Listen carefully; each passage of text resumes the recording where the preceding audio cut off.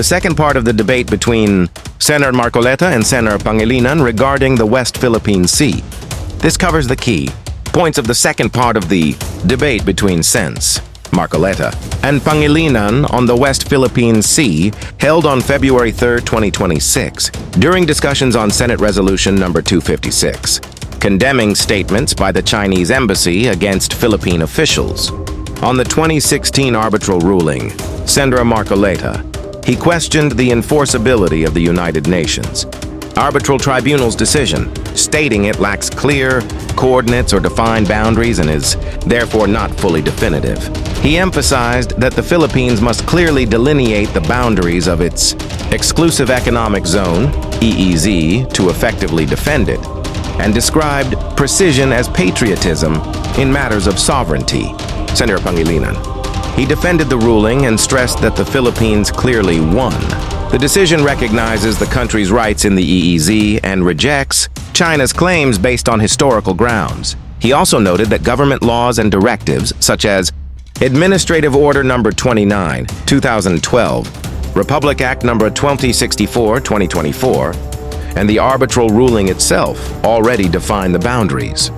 On statements and actions of officials, Senator Marcoleta, he cited past incidents where the Philippines caused harm to fishermen from Vietnam and Taiwan, yet these countries did not criticize the Philippines in the same way the Philippines criticizes China. He also criticized Philippine Coast Guard, PCG, Commodore J. Tariella for posting a caricature of Chinese President Xi Jinping and said Tariella should thank China for rescuing 17 Filipino crew members whose ship sank near Scarborough Shoal. He defended himself against accusations of defending China, stating his goal is to strengthen the Philippines' position. Senator Pangilinan.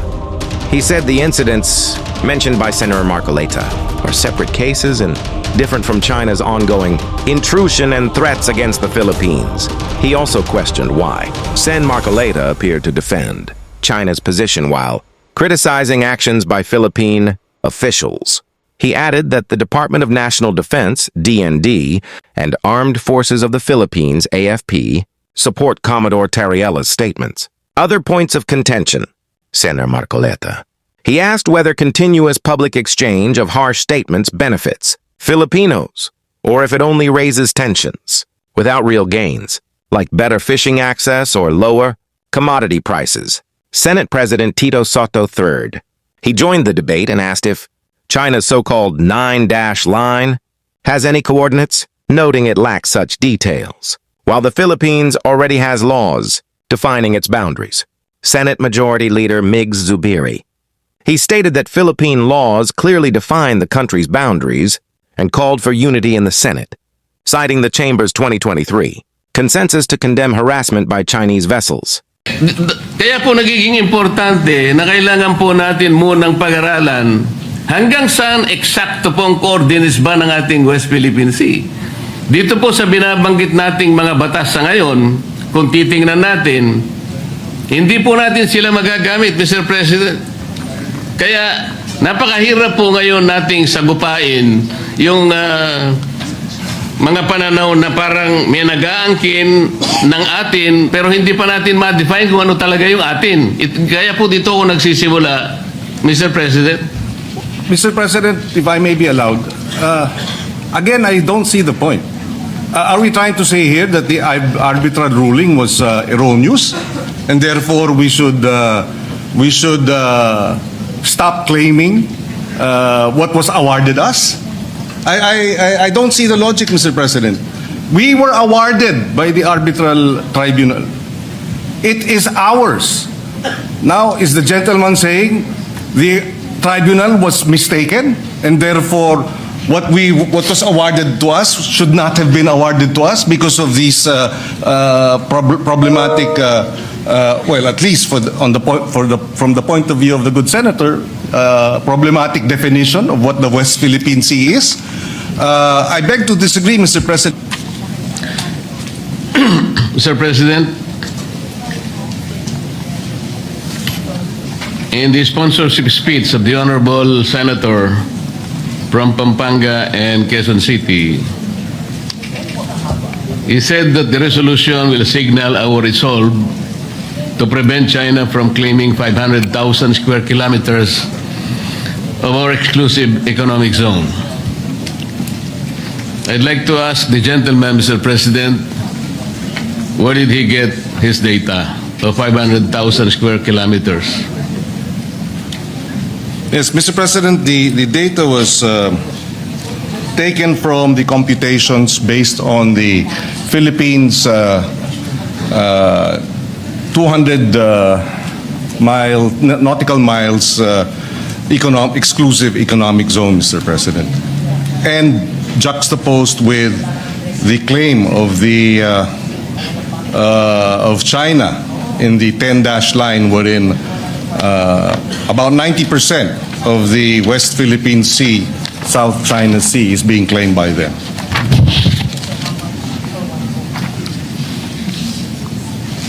Mr. President, is the gentleman aware that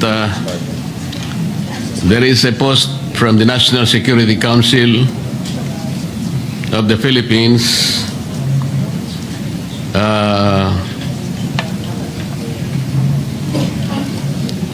saying that our West Philippine Sea is approximately 381,000 square kilometers?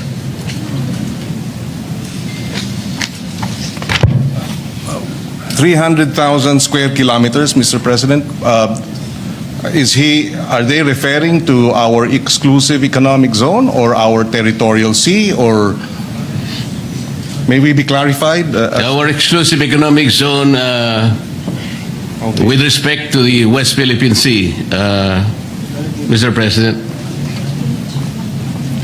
Mr. President, I'd like to clarify. I'd like to be clarified, rather, because the data that was provided us by the advisors to the Philippine delegation to the to the Hague, the International Arbitral Tribunal, provided the amount of approximately about 500,000 square kilometers. So we will have to clarify that, we would like to be clarified, Mr. President, as to the data. But having said that, assuming it's 345,000 square kilometers, that is still double, pretty much, or almost more than, or close to double, our land mass. In other words, it is a huge amount of exclusive economic zone being claimed by China. That we have sovereign rights over our territorial sea, as well as we have exclusive rights over our exclusive economic zone, which includes, as the gentleman has mentioned, at least from his data, 360,000 plus square kilometers. Mas malaki pa sa ating lupain. Kaya hindi maaari nating hayaan na lamang na aangkinin at ng ibang bansa, lalo na ang China. Mr. President, I'm making this clarification because I would like to believe that the resolution is particularly related to our claim in the South China Sea, part of which is now being called the West Philippine Sea. According to the National Security Council, our exclusive economic zone in relation to that is only 381,000 square kilometers. And that is the principal interest in relation to the sponsorship speech in connection with the resolution under consideration, Mr. President. I would like to correct that because the 500,000 does not exist, Mr. President, because as I will discuss later, in Magallanes versus Ermita, this is a jurisprudence that was penned in relation to the conflicting maritime area in Republic Act 3046 and Republic Act 9522. Our Supreme Court had the opportunity, Mr. President, of adjudicating that our total exclusive economic zone, not only in the West Philippine Sea but in the other rest of the world, is only 382,669. This is already in the jurisprudence, Mr. President.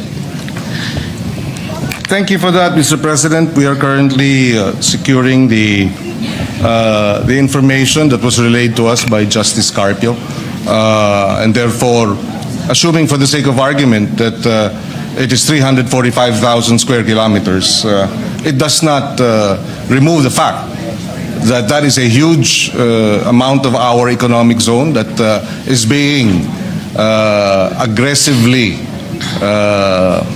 taken over by China. The only reason, Mr. President, that I'm trying to specify the exact area of our exclusive economic zone, because the next question is, would the Honorable Senator agree that in law a claim to land or waters must be defined by metes and bounds? Mr. President, we, with the indulgence of the good senator, we already have an arbitrary ruling in our favor. So the metes and bounds is no longer debatable. The arbitral ruling has awarded the Philippines and recognized our claim vis-a-vis China. It has rejected China's 9-line, 10-line claim and has upheld the Philippines' position that what China is doing within the exclusive economic zone of the Philippines is illegal. And therefore, the debate as to whether there are metes and bounds is moot. We can debate until kingdom come, but that will not change the arbitral ruling in our favor, Mr. President. That is not entirely correct, Mr. President, and I beg to disagree. The reason why I'm asking the gentleman for the metes and bounds to our claim on our maritime rights is because until today, I would like to believe that there has not been any specific computation or coordinates of the West Philippine Sea.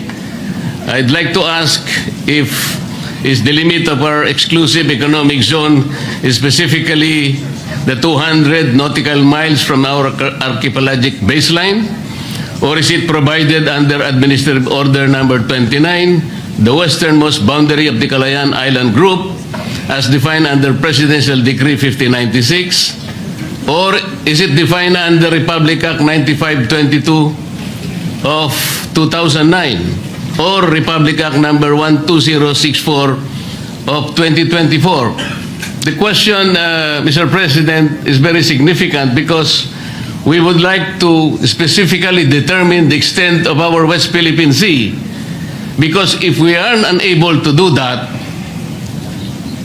baka mahirapan po tayong ipagtanggol hanggang saan ang sa atin. So can we at least have an answer? Mr. President, hindi na natin kailangan ipagtanggol ang nasa atin. Napagpasahan na ng International Arbitral Tribunal.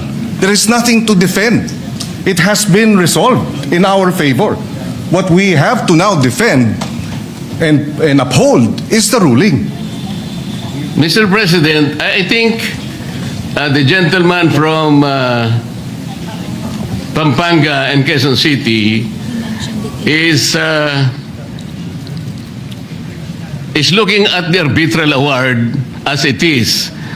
I'm not saying that, of course, we won the EEZ, but it is still incumbent for our country, Mr. President, to define our West Philippine Sea. Because until now, as we will discuss later with the indulgence of the gentleman, we need to look at the coordinates, Mr. President. I'm only asking whether the basis of the West Philippine Sea is the 200 nautical miles from the archipelagic baselines.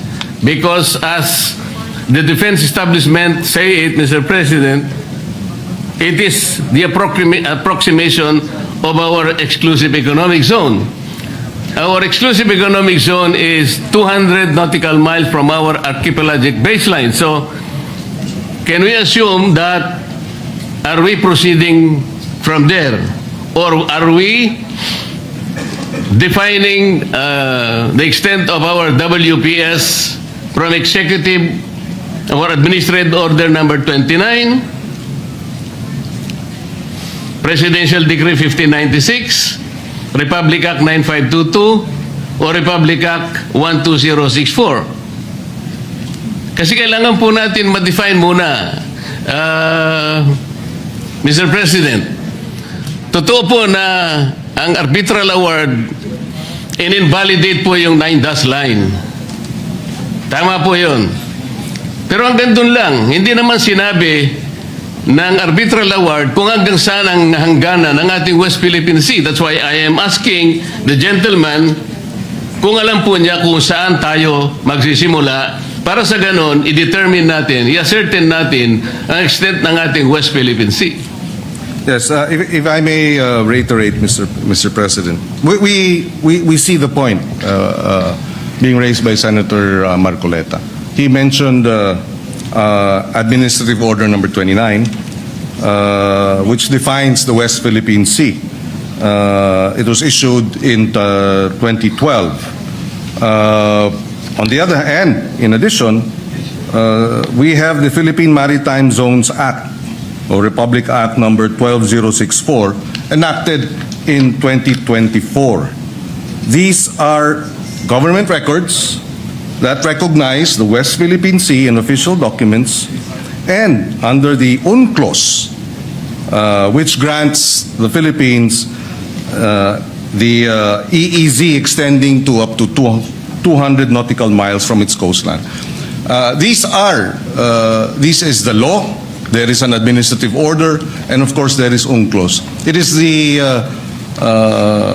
is the position of this representation, Mr. President, that all three, UNCLOS, Administrative Order number 29 issued in 2012, and Republic Act 12064 enacted in 2024, are sufficient to be able to establish our exclusive economic zone as well as our territorial sea, Mr. President. So, Mr. President, if the answer is that Administrative Order number 29, which is the westernmost boundary of the Calayan Island Group, as defined under Presidential Decree 1596, is the very source of our determination of the West Philippine Sea, Together with, Mr. President, the Philippine Maritime Zones Act, taken in conjunction with. So it's the AO 29 as well as RA 12064 and finally UNCLOS. Yes, Mr. President, isa-isa lang natin. Doon muna tayo sa Administrative Order number 29, which confirmed Presidential Decree 1596. Mr. President, under PD 1596, President Marcos Sr. drew boundaries around certain features of this Spratly Island and called the enclosed area as Calayan Island Group. At that time, there was no exclusive economic zone yet under the UNCLOS. However, is the Honorable Senator aware that in 2016, the South China Sea Arbitral Tribunal declared the boundaries of the Calayan Island Group as contrary to the UN Convention of the Law of the Sea? Well, Mr. President, I'm not familiar with the particular findings, but that is, to me, again, immaterial in the context of the award of the International Tribunal. That will not be immaterial, Mr. President, with all due respect. Kasi nga po talagang sinisino natin, dinidetermine natin kung gagamitin po natin yung Presidential Decree 1596. Sabi po ng Arbitral Tribunal, contrary po yun sa UN Convention of the Law of the Sea. Basahin po ninyo yung Arbitral Award. Nandun po yun sa paragraphs 573 to paragraphs 576. Sabi po niya, China and the Philippines has no right to enclose the Spratly Islands, whether to enclose the Spratly Islands with a system of archipelagic or straight baselines, as though there is a single group islands or an offshore archipelago. Yun po yung sinabi. Kaya nga po, I am pointing this out, hindi natin magagamit yung 1596, not even Administrative Order 29. Kung sasabihin naman po natin, Mr. President, yung 9522 na banggit nila, is the Honourable Senator aware that Republic Act 9522 merely defined the Philippine archipelagic baselines from which to measure the territorial sea, exclusive economic zone, and continental shelf. Yun lang po ang ginawa noong 9522. Wala po siyang kinalaman in the determination of the exact area of the West Philippine Sea. Na-define lang po yung mga baselines natin para doon natin kwentahin yung ating territorial sea, yung ating exclusive economic zone, at saka yung ating continental shelf.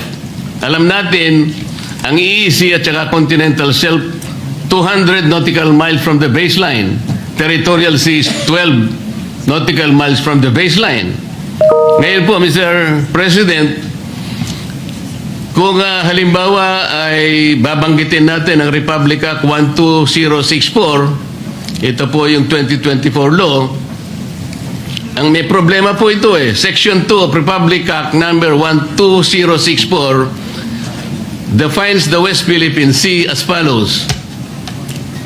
The maritime zones of the Philippines on the western side of the Philippine archipelago, including the Luzon Sea and the territorial seas of Bajo de Masinloc and the maritime features of the Calayan Island Group, shall collectively called the West Philippine Sea. Ano pong problema nito, Mr. President, Your Honor? Based on that definition, would the Honorable Senator agree that the westernmost limits has two elements?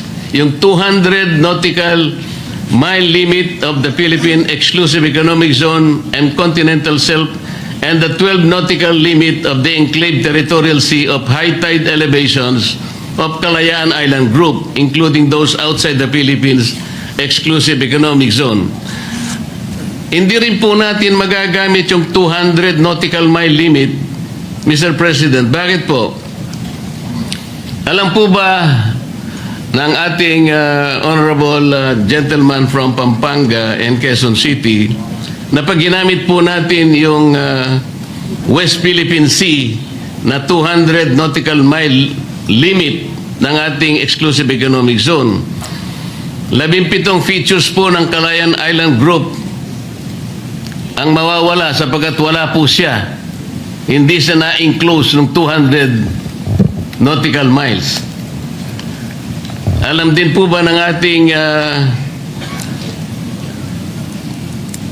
honorable senator that four of those features would fall outside the definition of the West Philippine Sea as occupied by the Philippines? Ito pong apat na ito ay okupado na ng ating bansa. Ngunit wala po siya sa 200 nautical miles Katulad po ng Pag-asa na tinatawag na Tito Island. It's 227 nautical miles to Palawan. Parola or Northeast K, 240.2 nautical miles to Palawan. I don't see the... Kota or Laita Island is 207 nautical miles to Palawan. And Lakiam K, 203.7 nautical miles to Palawan. Are you aware, Mr. President, that these features are separated by high seas? Ito po ang problema Kaya po nagiging importante na kailangan po natin munang pag-aralan hanggang saan eksakto pong coordinates ba ng ating West Philippine Sea. Dito po sa binabanggit nating mga batas sa ngayon, kung titingnan natin, hindi po natin sila magagamit, Mr. President. Kaya napakahirap po ngayon nating sagupain yung mga pananaw na parang may nag-aangkin ng atin pero hindi pa natin ma-define kung ano talaga yung atin. Kaya po dito ako nagsisimula, Mr. President. Mr. President, if I may be allowed, again, I don't see the point. Are we trying to say here that the arbitral ruling was erroneous, and therefore we should stop claiming what was awarded us? I don't see the logic, Mr. President. We were awarded by the arbitral tribunal. It is ours.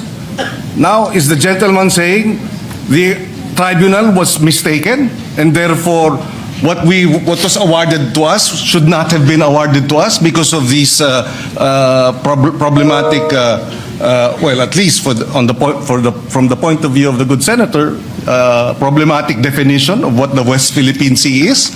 I beg to disagree, Mr. President. Besides, the arbitral ruling did not touch on the issues being raised today by the good senator. And even if it did, assuming it did,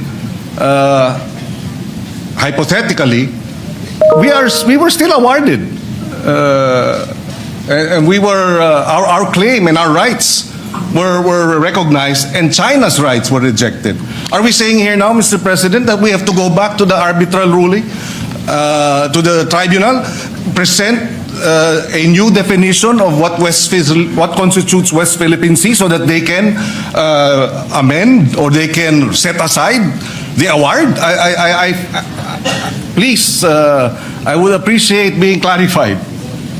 Let me clarify, Mr. President. Are we getting the impression that the West Philippine Sea was awarded to us by the Arbitral Tribunal on a silver platter? Sinabi po niya kung nasaan yung ating mga coordinates? Well, Mr. President, Tayo po ay merong entitlement sa 200... Again, Mr. President, assuming that these have to be defined, I think we can define that by Philippine law.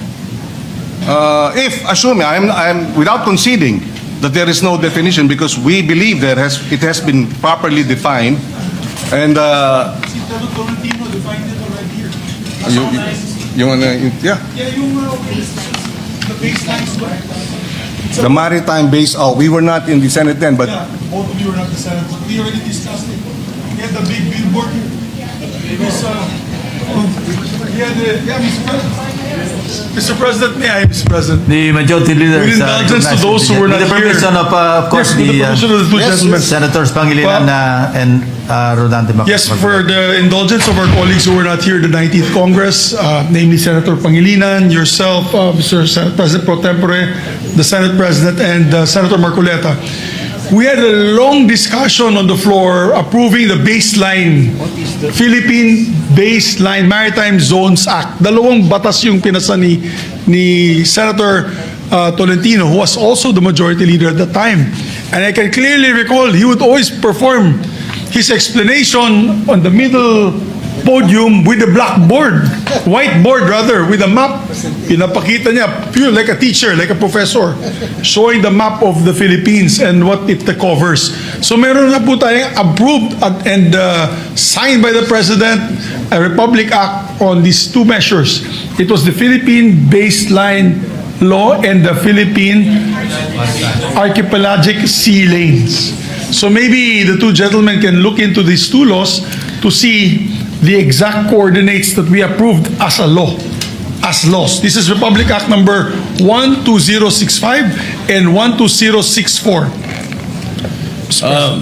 With the permission of the three gentlemen, the Senate President is recognized. With the permission of gentlemen, because this will be an interjection, just not really to join the conundrum, but Mr. President, may I ask a question? Yung ban China, meron silang coordinates? Yung 9 dash line nila? wala. Wala eh. Tayo nga may baseline eh. May baseline, 10 dash line na. Oh, may coordinates ba?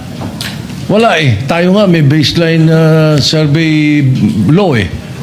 Sila wala eh. Kung ano maangkinin kanila eh. So, I want to find out where are the coordinates of China in the West Philippine Sea. Mr. President, may I request that pakiano nyo ngayong number 3. Mr. President, while we're doing some administrative matters, just for the record, because earlier our data or our assertion that about 500,000 square kilometers of our exclusive economic zone and territorial sea, and sovereign waters is being claimed. This was a lecture by retired Supreme Court Justice Carpio in his paper, West Philippine Sea Lecture, in the Philippine Social Science Council. Hosted it February 2016, and I quote his, for the Philippines, what is at stake in the South China Sea are, number one, about 80% of its EEZ, comprising 381,000 square kilometers of maritime space, including the entire Reed Bank and part of the Malampaya gas field, and number two, 100% of its exclusive continental shelf, estimated at over 150,000 square kilometers of maritime space. Either the Philippines keeps this, and I quote, maritime entitlements, or we lose them to China, according to the retired justice. And he added, effectively, China's 9-dash line claim encroaches on over 531,000 square kilometers of Philippine EEZ and continental shelf, including all the fishery, oil, gas, and mineral resources found within this vast area, which is larger than the total land area of the Philippines. This Chinese aggression, according to former Justice Carpio, is the gravest external threat to the Philippines since World War II. Mr. President, ang binanggit niya kanina ay pinagsama-sama po niya yung exclusive economic zone at saka yung continental shelf. Talaga po nga abot kayo ng 500,000 square kilometers. Ang pinag-uusapan po natin, exclusive economic zone lang. Kaya po Mr. tayo President. na-confuse. Kanina po tinatanong kung merong coordinates ang China. Ayan po yung mapa ng China. Makikita po ninyo yung 6.1. Kapag yan po ay tiningnan ninyo at pinag-aralan po ninyo yan po ay nakatala doon sa International Hieroglyphics Organization or S23. Lahat po ng coordinates nandyan. Kaya nga po pinoproblema natin, hanggang ngayon, wala pa po tayong ganyan. Sana man lang yung West Philippine Sea, kapag ka lahat po ng kailangan ng United Nations, kasi bago po tayo makapagpatala ng ating sariling pangalan ng dagat, katulad ng West Philippine Sea, hindi lamang po declaration ang kailangan natin eh. Nagdi-declare tayo ng 200 nautical miles. Hindi naman po tayo nagdi-deposit ng mapa na may coordinates doon sa United Nations. Wala pong mangyayari. Yun po yung proseso eh. Tingnan po ninyo yan. 6.1, yan po yung South China Sea. Hindi po ninyo makikita ang West Philippine Sea. Kaya po tayo nagtatalo dahil yung ating West Philippine Sea, kailanman hindi mag-a-appear dyan hanggat hindi po nagagawa ni Commodore Tariela yung dapat niyang gawin. Imbes na gawa na siya ng gawa ng caricature, dapat mag-submit na siya nung mga coordinates na kailangan po para ngayon makapagpatala tayo ng sarili nating pangalan ng dagat. Ito nga po kaya ko kahit napakahirap ay gusto nating pag-aralang mabuti kasi dito po nagkakaroon ng hindi pagkakaunawaan. Akala natin may nangunguha ng saangganang atin, samantalang yung saganang atin hindi pa naman natin alam kung hanggang saan ba siya. Ang maganda sana yung talagang exact coordinates makukuha natin. Pero paano po natin magagawa, Mr. President? Ino-occupy natin, for example, yung munisipyo ng Pag-asa. Labas yun sa ating exclusive economic zone. Paano natin guguhitan yun halimbawa? Labas sa ating exclusive economic zone, samantalang yung Pag-asa, nandun na sa high seas. Hindi po pwede mangyayari, Mr. President, because that is violative of the UNCLOS. Hindi po tayo pwedeng tumahak sa high seas. At magliliprag po siya from the exclusive economic zone para enclose niya lamang, for example, yung Parola, yung T2, yung sinabi nating 4 kanina na bahagi na inoccupy ng ating bansa, ngunit labas po ng exclusive economic zone. Paano ngayon yon? Eh di kapag ka sinabi natin, we were awarded our exclusive economic zones, o umalis na po tayo doon sa mga features na inoccupy natin ngayon, simply because they are not enclosed by the West Philippine Sea na binabanggit natin. Kaya po ako nagsisimula dyan, Mr. President. Hindi po totoo na como sinabi ng arbitral award. Wala yung 9 dash line mo, China. Totoo naman yun eh. Because China was unable to prove by historic rights na talagang nasakop niya through the 9 dash line. Pero maliban doon, walang ginawa yung arbitral award eh. The arbitral tribunal did not adjudicate yung pamumosisyon nila sa mga features. Hindi naman niya sinabi, China, umalis ka na dyan sa mga inoccupy mong features. Meron ba siya sinabing gano'n? Wala po. And China continues to occupy those features. Meron din tayo. Meron din ang Vietnam. Kaya po disputed ngayon eh. Kahit na po in-award ang West Philippine Sea o yung ating exclusive economic zone, it's still a disputable waters. Dahil nga, wala pa tayong coordinates na isasubmit na nire-require po sa atin. This is the whole point, Mr. President. Yes. If we may be allowed.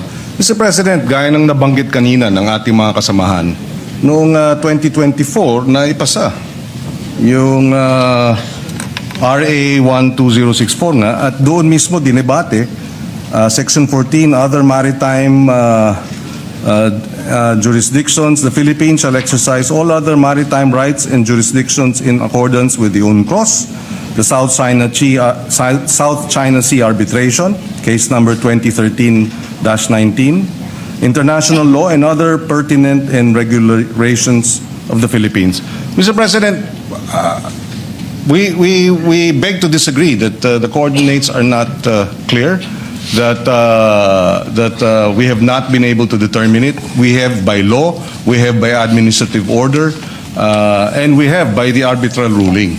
All these should suffice, Mr. President, for us to assert that China is illegally occupying parts of our exclusive economic zone and is claiming likewise 150,000 square kilometers of our continental shelf and 381,000 square kilometers of our EEZ. I mean, that should suffice for this, at least for this resolution to be passed. For the resolution that we are now tackling be adopted, Mr. President. Mr. President, In addition, Mr. President, if I may, the Kalayaan Group of Islands Kalayaan is a municipality of Palawan. Pag-asa is a barangay. Yes. And therefore, the exclusive economic zone as defined in UNCLOS provides that it is a sea area extending up to 200 nautical miles from a coastal state's baseline. So the baseline would be the Kalayaan group, and 200 nautical miles from the Kalayaan group. So I do not see how the Kalayaan Islands is outside of our exclusive economic zone. I beg to disagree, Mr. President. Just for the record, the Pag-asa Island is a barangay of the Kalayaan Island Group under the province of Palawan. Yes. And it is 445 kilometers away from Puerto Princesa.